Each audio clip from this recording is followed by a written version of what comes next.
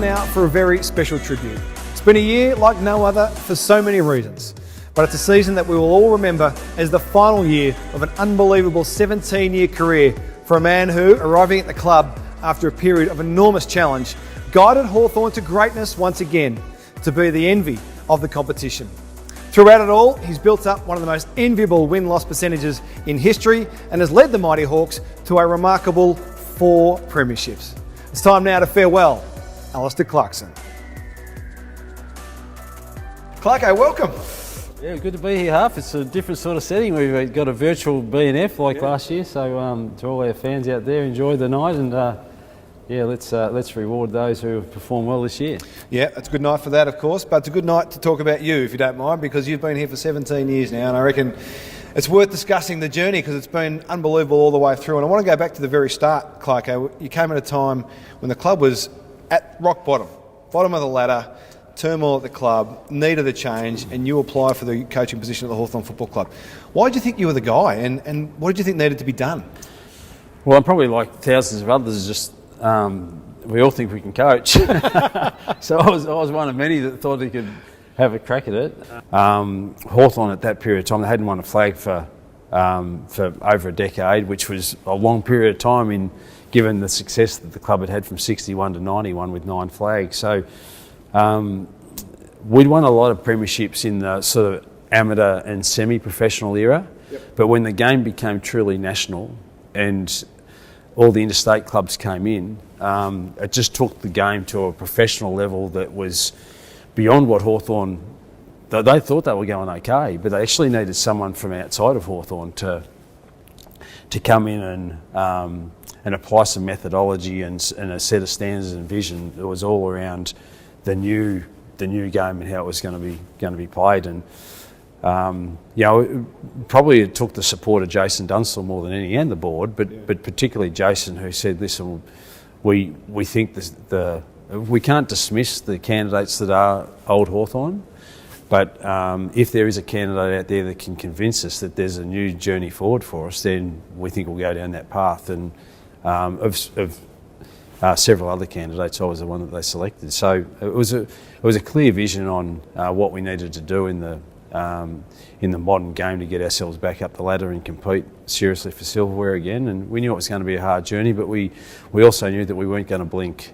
We were going to stay aligned from board level through administration to coaching to the playing group. So the foundation of that side, we talk about Kokoda a lot with your reign here at Hawthorn. 6 times you've done it. You started the first tour, I think, when you first got here. What was the premise behind that? Why did that become a part of it? You know, courage, endurance, mateship and sacrifice are the 4 pillars. Yeah, I was really fortunate COVID has come in half to stop me going there seventh time. Listen, that's a really important part of the fabric of our footy club. For want of a better spot, why not take our guys to Kokoda? It was a significant campaign in the history of our military. It was right on the doorstep of Australia, but it also, you needed to rely on your mates, you needed to endure, you needed to sacrifice, and you needed, obviously, if you're risking your life, you needed to have enormous courage. And they became the flagship pillars of our footy club for a period of time, and they still endure to this day. And they were very, very important for us being able to tie ourselves to something that was important. It's an important part of Australian history. It wasn't a story that was well told. Used it as a means to finding out who we were as a group of people and to commit to one another to bring this footy club back to where it needed to be to compete for silverware. You mentioned these 3 guys before, Harford, Franklin and Lewis, the 2004 draft. When they came to the club, did you know the impact they would have and what they would help create in the next 15 years? Yeah, well, I was heavily involved in the recruiting of those guys. That was our first draft when I arrived at the club, and we were really fortunate to have a priority pick, which was Ruffy at pick 2. 3 clubs had priority picks that year: Richmond, us, and the Western Bulldogs. And ironically, all 3 of those clubs have won silverware in the last 15 years. I think for all 3 of those clubs, that really gave them the impetus. But really, I couldn't tell you that the 2004 draft was any more important than the 2001 draft or other drafts for the club as well. we talk about 2001 for all clubs in the competition, but Hawthorn in particular, you know, Hodgie and Mitch and Brownie and Rick Gladstone, those sort of guys coming out of that draft. Robbie Campbell, I think, was part of that. I think Clinton Young was part of 2004 or 2005 too.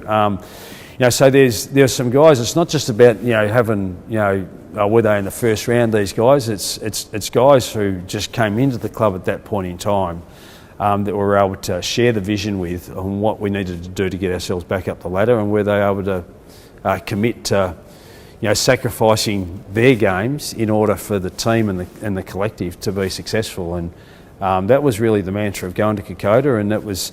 The really hard part with bringing in high draft picks is this expectation and perhaps entitlement that, hey, I'm going to be pretty good, let's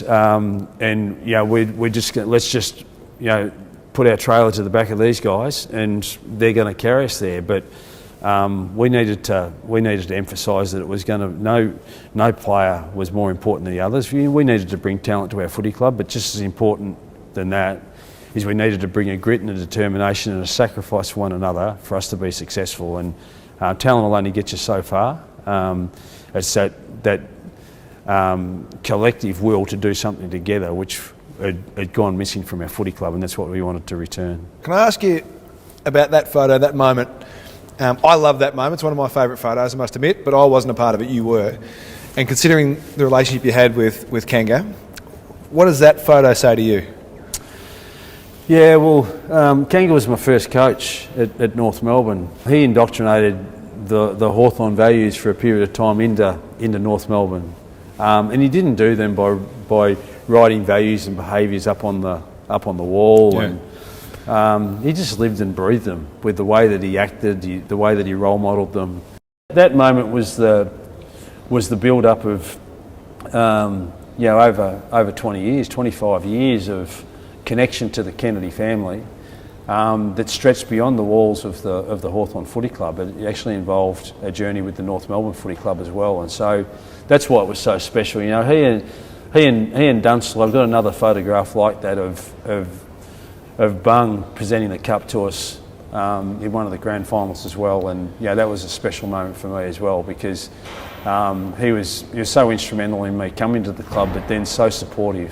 You've got an opportunity to thank a few if you want to. The floor is yours to say thanks, I suppose, for 17 years of magic. Yeah, well, I'm just enormously grateful for the opportunity that I've been given to coach this club for such a length of time. I've spoken about Kanga and Bung are probably the two most significant, and I really apologise to all those who have just been so significant on the journey. But without a doubt, the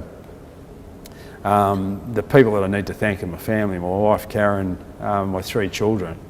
If you embrace Hawthorn, Hawthorn will embrace you. It was all about family with a family club, and that just suited us down to a T. But it was going to be that we needed to do this together, and we're going to be all in it together. And even though she's not on the payroll at this footy club, she's been just as significant to the fortunes of this club as what I have been.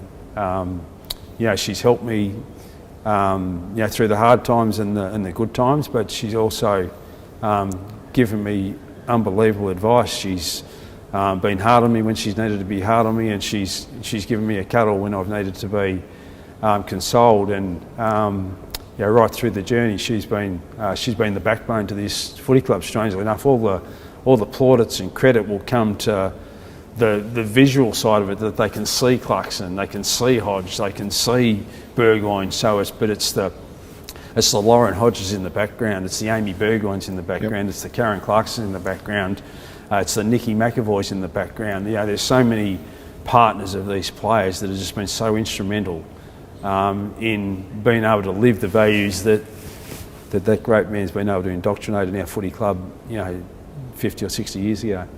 Well, I think everyone watching tonight wants to thank Karen and the family as well, because they've allowed you to be a part of this journey in this club and resetting it for 17 years. And you'll go down as one of the all-time greats, CLARKO. It's been an amazing ride. It's been great to be a part of it as a fan, as a past player, to watch it all unfold and see the club get back to where it is and has been under your reign. So all we can say to you, and I get the chance to do it tonight, which is nice, is thank you. Good on you, Harf. Good on you, mate. Cheers.